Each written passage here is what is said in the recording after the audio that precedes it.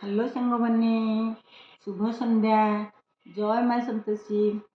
କାଲି ବାଟୋଷା କରିଥିଲି, ଉପାସରେ ହାଲିଆ ହେଇକି ସକାଳେ ବ୍ରେକଫାଷ୍ଟ କରି ତାପରେ ଲଞ୍ଚ କରି ଶୋଇପଡ଼ିଥିଲି ଟିକେ। ତାପରେ ସନ୍ଧ୍ୟାବେଳେ ଉଠିଲି, ସନ୍ଧ୍ୟା ଦେଲି, ଭାଗବତ ପଢ଼ିଲି, ଗୀତା ପଢ଼ିଲି। ତାପରେ ଆସିକି ଟିକେ କ'ଣ ଖାଇବା ପାଇଁ ଇଚ୍ଛା ହେଲା, ଟାଣ ଜିନିଷ।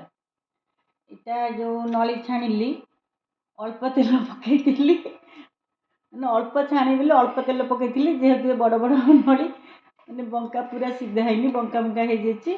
ଆକୁ ଖାଉଛି, ଆକୁ ଟିକେ ପାଟିରେ ପକାଉଛି। ନରମ ଜିନିଷ ଆଉ ଟାଣ ହେଲା ଗ୍ରୀନ୍ ମଟର, ଏଇଟା ଟାଣ ଜିନିଷ ଖାଉଛି। ଏବେ କଫି ବନେଇକି ରଖୁଛି। ଯେତେ ଉଚ୍ଚାରୁ ଢାଳିବେ ସେତେ ଫେଣ ହେବ, କାହିଁକିନା ମୁଁ ଆକୁ ଖାଇବା ପାଇଁ ଥଣ୍ଡା ହେଇଯିବ ତ, ସେଥିପାଇଁ ଅଧେ ରଖିଥିଲି। ଆପଣମାନେ ପିଅନ୍ତୁ ସନ୍ଧ୍ୟାବେଳେ।